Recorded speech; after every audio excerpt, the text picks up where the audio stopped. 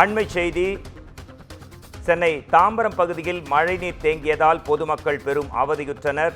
தாம்பரம் மாநகராட்சி குடியிருப்புகளை சூழ்ந்திருக்கும் மழை நீர் அதனுடன் கழிவு நீரும் கலந்ததால் துர்நாற்றம் வீசுகிறது என பொதுமக்கள் குற்றம் சாட்டி சாலை மறியல் போராட்டத்தில் ஈடுபட்டு வரும் காட்சிகளை பார்த்து கொண்டிருக்கிறீர்கள். இதுகுறித்து நமது குமுதம் செய்தியாளர் சக்திவேல் தரும் கூடுதல் தகவல்களை கேட்கலாம்.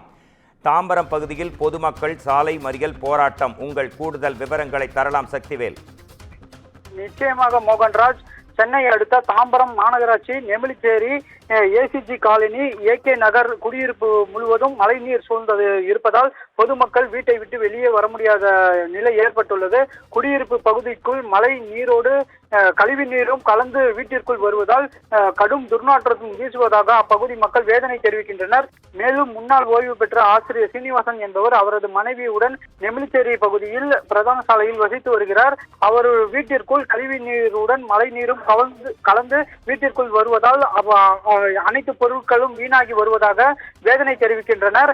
மேலும் எங்கள் வீட்டிற்குள் இருக்கின்ற தண்ணீரை எடுத்து ஊற்ற முடியவில்லை, எனவே வீட்டில் இருந்து மோட்டார் வைத்து கழிவு நீரை அகற்ற வேண்டும் எனவும் தொடர்ச்சியாக அனைத்து துறை அதிகாரிகளிடமும் கோரிக்கையும் வைத்துள்ளார். இது குறித்து பல முறை புகார் செய்தும் இதுவரை நடவடிக்கை எடுக்கவில்லை அதிகாரிகள் எனவும் வேதனை தெரிவித்துள்ளார்.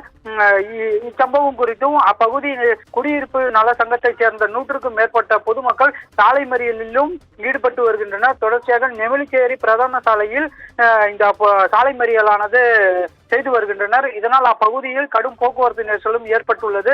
சுமார் 2 கிலோமீட்டர் தூரத்திற்கு வாகனங்கள் அணிவகுத்து நிற்கக்கூடிய காட்சிகளையும் நம்மால் பார்க்க முடிகிறது. குறிப்பாக அந்த சாலை மறியலில் ஈடுபட்ட உள்ள அந்த நலச்சங்கத்தினர் அதிகாரிகளை கண்டித்தவாறே ஆர்ப்பாட்டத்தில் ஈடுபட்டு வருகின்றனர். மோகன்ராஜ்,